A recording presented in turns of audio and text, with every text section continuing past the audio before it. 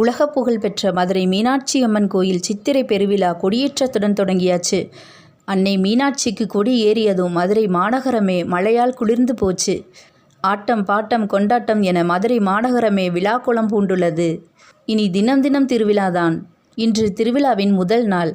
சுவாமி கற்பக விருட்சத்திலும் அம்பாள் சிம்ம வாகனத்திலும் 4 மாசி வீதிகளில் வீதி உலா வந்து பக்தர்களுக்கு அருள்பாலிப்பார்கள். கற்பக மரம் படைத்தல் தத்துவத்தை குறிப்பது.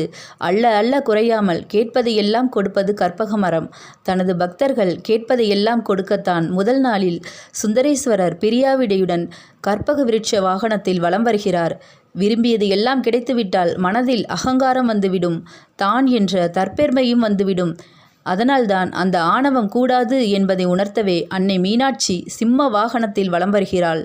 எல்லாம் கிடைத்துவிட்டது என்ற தலைக்கணத்தில் ஆடாதே, கவனமாக இரு என்பதை உணர்த்தவே சிங்க